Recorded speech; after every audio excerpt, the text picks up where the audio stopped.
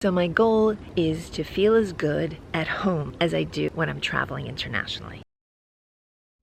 Hi courageous ones, welcome to day 9 of the Vlogging Everyday Challenge in April. So today what I wanted to talk about is travel and the fact that when I travel I feel so alive and courageous and bold and like anything is possible.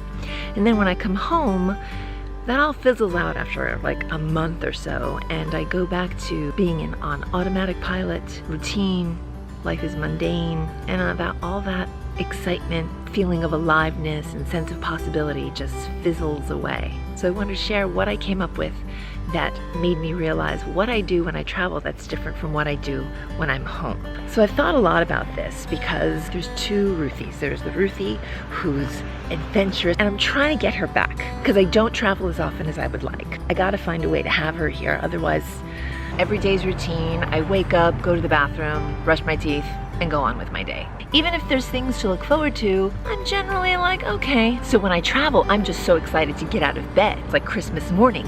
What's gonna happen? Who am I gonna meet? What am I gonna see?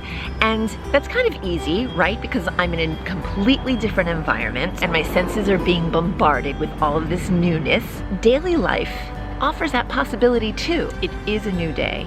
I could greet the day with a sense of possibility and adventure as well. It's not as easy, but even if I do that like once a week for an hour or for a couple of hours, just to have the attitude, the mindset that I don't know what this day holds. I'm taking it for granted that it's going to be exactly like yesterday, but if it is, that's mostly my fault. If I greeted a day with the same sense of possibility, that my day might be different and exciting. Another thing that I do here that I don't do when I travel is I overthink things, making sure I would make the right decision, because if I make a mistake, I might ruin my entire life. I can spend hours, days, God, I can spend months to make sure I'm making the right decision. But when I travel, I am very aware at how precious time is, and I respect it. I may just be in this town for one day. I may never be there for the rest of my life. So when I'm on a trip, I am very decisive because I know this may be it. If I'm spending time trying to figure out the perfect thing to do,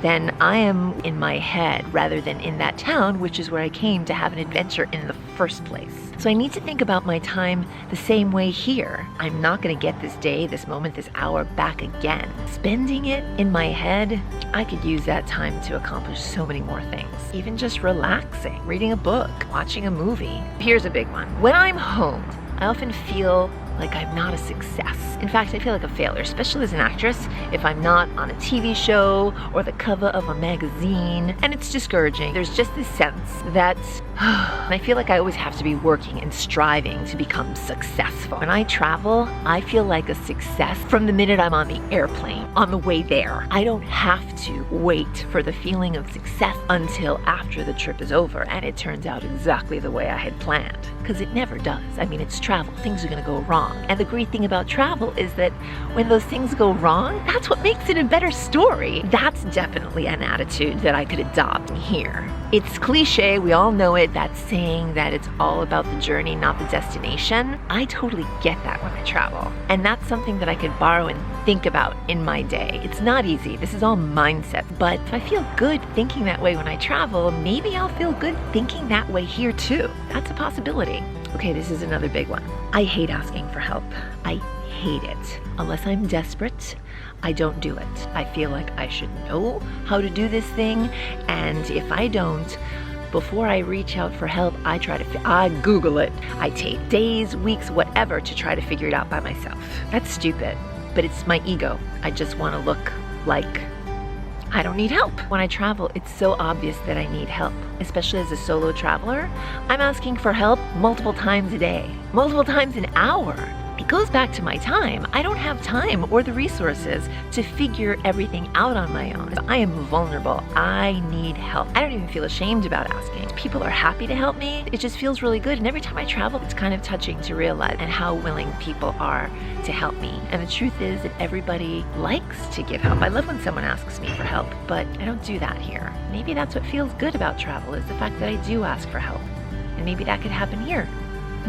Another thing I do when I'm here is I'm always working, thinking about accomplishing, getting things done, crossing things off the to-do list. When I travel, I'm hiking, spending a lot of time in nature. I'm either on a train or just walking in a museum, having a lot of new experiences. Focus more on just being there and taking in as much as possible. Something that I can adopt here, letting go of accomplishments, prioritizing quiet time, not feeling guilty about it, letting myself have more fun. I have a hard time with that. I think more than just the country or the exotic foods, I think these are some of the ways that I could bring my sense of adventure and possibility and bring it, like pull it out of the ethers and bring it down. Let me recap. Asking for help when I'm here, letting myself feel successful just because I'm on the journey, spending time in nature and letting myself have fun. When I have fun, good things happen. Oh yeah, expecting new great things. And the most important one, I think, for me, realizing how precious my time is. All of these things apply to life and may make this adventure, this journey, more pleasant. I hope you enjoyed this vlog. Thanks for watching, Courageous Ones. If you're new here, please subscribe. And in the comments, let me know how you operate differently when you travel than when you do at home. Everybody who's in the Veda Challenge,